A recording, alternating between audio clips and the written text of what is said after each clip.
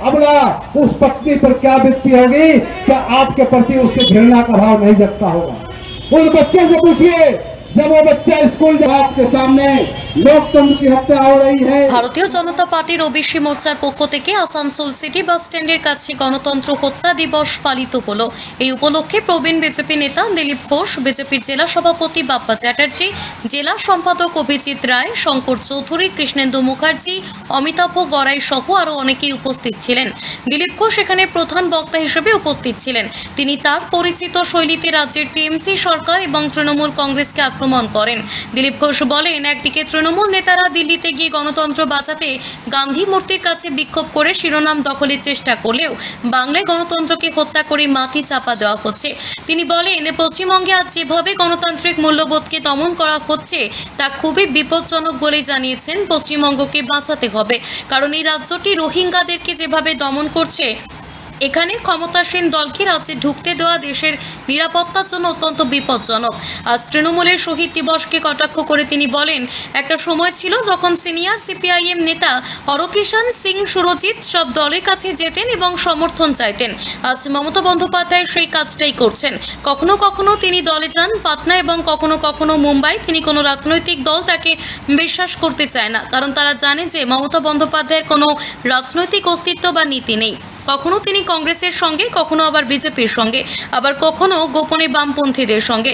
দিলীপ ঘোষ বলেন, অখিলেশ যাদব আজ টিএমসির শহীদ দিবসের মঞ্চে এসেছিলেন। তিনি হলেন অখিলেশ যাদব, যিনি দুবার উত্তরপ্রদেশে ভারতীয় জনতা পার্টির কাছে হেরে গিয়েছেন এবং যোগী আদিত্যনাথের সরকার গঠন করেছেন। আজকে একজন নেতা লাল টুপি পরে এসেছেন লখনৌ থেকে, শুনেছেন কিনা? দুবার হেরেছেন উত্তরপ্রদেশে, দুবার সরকার গেছে। তিনি কি বিজেপিকে হারাবেন? হেরে যাচ্ছেন সেই 14 সাল থেকে। একবারে কোমরটা ঝুঁকে গেছিল, একটু সোজা হয়েছে। আর ভুটানি দেখো, ये सरकार नहीं चलेगा, हम तो बधाई देते हैं, दीदी ने हरा दिया। अरे किसको हराया? 29টা সিট জিতে হারাচ্ছেন। যখন 32 থেকে 34 থেকে 22-এ এসেছিলেন, গত নির্বাচনে আমরা 18টা জিতেছিলাম, তখন তো বিড়ালের মতো মেউ মেউ করছিলেন। আজ 29 হয়েছে, আগে তো 34-এ যান, পুরনো রেকর্ডে পৌঁছান, তারপর বড় বড় কথা বলবেন। সিপিএম এবং বাম ফ্রন্ট এক সময় 36টা সিট জিতেছিল, 42টার সময় পশ্চিম বাংলায়। তারা আজ কোথায়? 36 থেকে নামতে নামতে এর আগের ইলেকশনে বিধানসভা এবং লোকসভায় তারাই বিরোধী দল ছিলেন, কিন্তু সেই কংগ্রেস 4 থেকে 2 হয়েছিল হাফ, সিপিএম 2 থেকে 0 হয়েছিল সাফ। আমরাই 19 সালে তাদেরকে হাফ আর সাফ করেছিলাম। এখন কুটিয়ে কুটিয়ে একটা জিতেছে, তার থেকে 2 থেকে আবার হাফ। একজন তো সাফা সাফ, বাতি দেওয়ার লোক নেই সিপিএম এর। তারা বড় বড় কথা বলছে, তারা নাকি বিজেপিকে হারাবে। এক সময় 64টা পার্লামেন্টের সিট ছিল বামপন্থীদের, এখন টর্চ নিয়ে খুঁজতে হয় কোথায় আছে, কোথায় কেরালায় কুড়িয়ে পেয়েছে, কোথায় তামিলনাড়ু।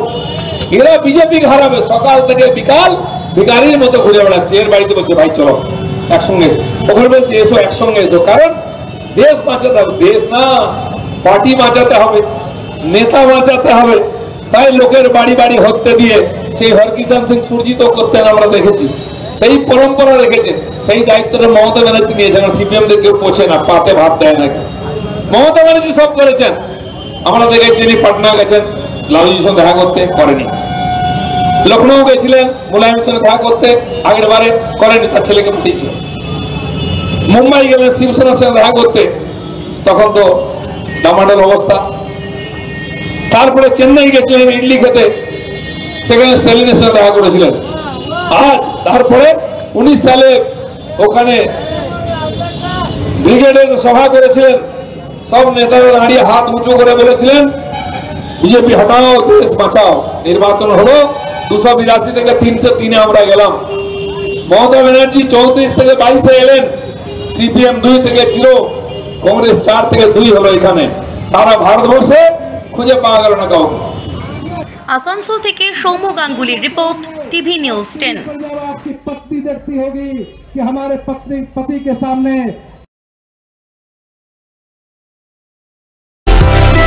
সুলভ ও সঠিক চিকিৎসার একমাত্র প্রতিষ্ঠান বিবেকানন্দ হসপিটাল।